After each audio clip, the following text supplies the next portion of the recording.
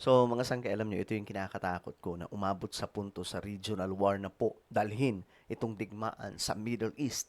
Ngayon kasi, itong mga Muslim countries dyan sa Middle East, galit na po sa ginagawa ngayon ng Iran at gagawa na po sila ngayon ng hakbang.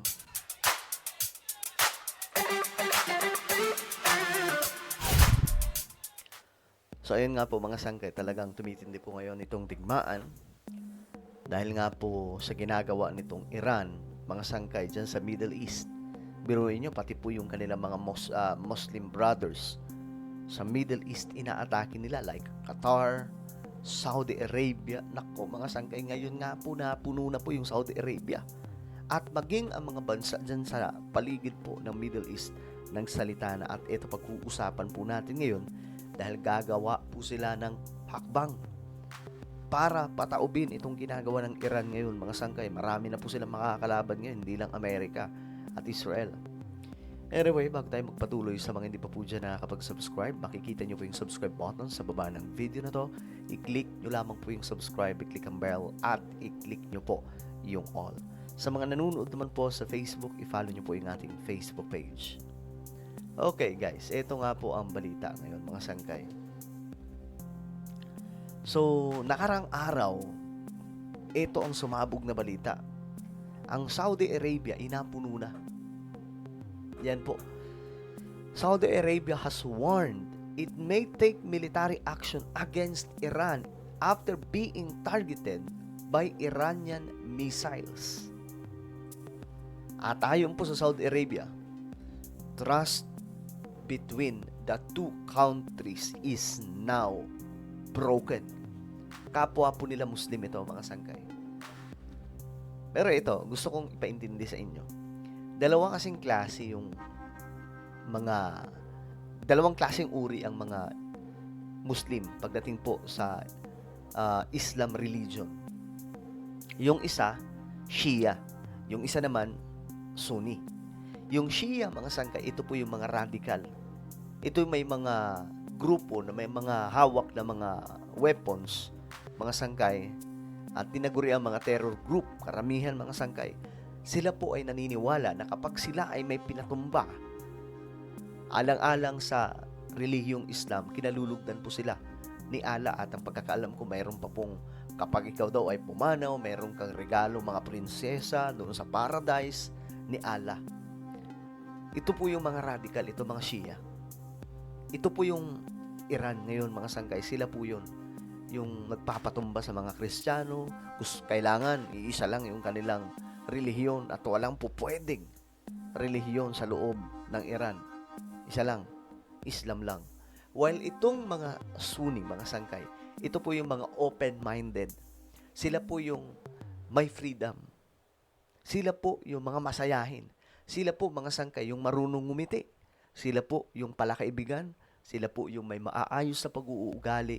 Hindi po sila radical. Dahil ang kanilang paniniwala, mga sangkay, na pagiging isang Islam, kapag ginagawa nila itong mga magagandang bagay sa kapwa nila, kahit po sa mga kapwa nila tao, mga sangkay, na hindi naman Muslim, sila ay kinalulugdan ni Allah. At ito po ay isa sa mga Sunni na Muslim ay ang Saudi Arabia and many countries, mga sangkay, dyan sa Middle East, na kung saan paborito po ng mga Pinoy puntahan.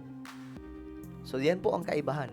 That's why maiintindihan po natin ngayon kung bakit ganyan kalupit, ganyan kahigpit doon po sa Iran. Kaya nga po marami sa mga Iranian lumalayas sa kanilang bansa, no? So ngayon, itong Saudi Arabia, which is Muslim din po, nabadrip na, mga sangkay. At nagsalita na po kung hindi ititigil nitong Iran yung kanilang mga pag-atake sa mga kapwa Muslim na mga bansa, gagamitan na rin po nila ng dahas, mga sangkay, para pumatigil. At ito po yung mapa, mga sangkay, Saudi at saka Iran. Makikita po ninyo, ito po yung Iran, mga sangkay. Ito po. Ito yung Saudi.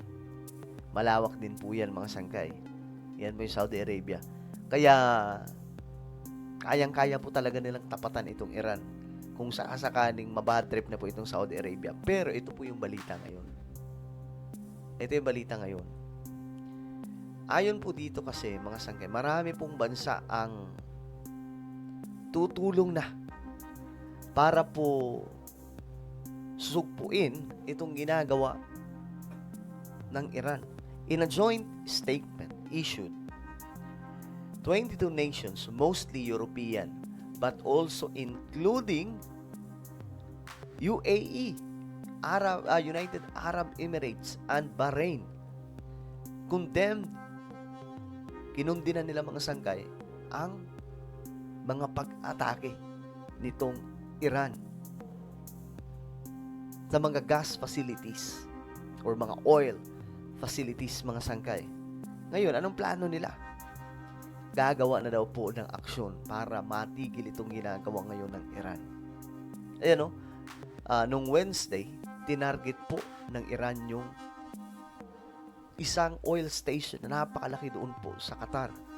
Naaabot daw po sa 5 years bago po maibalik ang maayos na serbisyo. Ganyan ang ginawa kalaban po ng Iran, ng Israel at US, pero inaatake nila yung mga kapwa nila Muslim. So bakit ganun? Kaya itong mga Muslim ngayon, nababad trip na po dito sa Iran. At ito ang balita, mga sangkay, nakaraan. Tingnan po ninyo. Babadyan na namang tumaas pa ang presyo ng langis sa world market matapos ang mga panibagong pag-atake sa oil at energy facilities sa Middle East. Posible ring lumala pa ang krisis dahil tila napupuno na ang Saudi Arabia sa Iran. Diba? Napupuno na. Ang detalye sa agenda report ni Laika Cuevas. We have reserved the right to take military actions if deemed necessary. And if the time comes, Pag umabot na po yung oras, nasukdulan na, kapag napuno na daw po yung Saudi, the leadership of the kingdom will take the necessary decision. Yan ang babala ng Saudi Arabia matapos targetin ng Iranian missiles ang Riyadh. May lugar pa rin naman daw sa diplomasya, pero nawawalan na raw ng tiwala ang Saudi sa Tehran. And I think that's the clearest signal of how Iran feels about diplomacy. you see, mga sangkay, yung mga Sunni Muslim, sila po yung malawak yung pag-unawa. Kahit po inatake po yung Saudi Arabia, open pa rin naman daw sa usaping pangkapayapaan. Pero napupuno na daw po sila. At kapag nagalit itong mga Sunni Muslim, yari po itong Shia Muslim na walang iba kundi itong Iran. It doesn't believe in talking to its neighbors. It tries to pressure its neighbors. And what I can say categorically, that's not going to work. Galit din ang Qatar matapos atakihin ng Iran ang Ras Laffan Industrial City. Pati Qatar, bad trip na rin. Ito yung Qatar, mga sanggay, sa mapa. Tingnan nga natin. Andito banda. Ito yung Iraq. Ito yung mga mga nakapaligid po talaga dito sa inaatake nila. Itong Iraq, inaatake din po nila, mga sangkay. Saan na yung Qatar? Di po natin makita. Medyo maliit yung mapa eh. Well, mamaya balikan po natin, mga sangkay. Okay, so galit na po yung Qatar. Isang vital energy facility sa Gulf region. Pinalalayas na nito ang security and military attaché ng Iranian embassy. Yari sila dito, galit na po ang Qatar. Ayon sa Tehran, ganti ang mga pag-atake sa Israeli strike sa South Pars gas field. You see, mga sangkay, ganti daw. Paano sila nakaganti na ang ginantihan nila mga kapwa nila Muslim? Di ba, mga sangkay? Ganyan po kalala ang ginagawa ng Iran.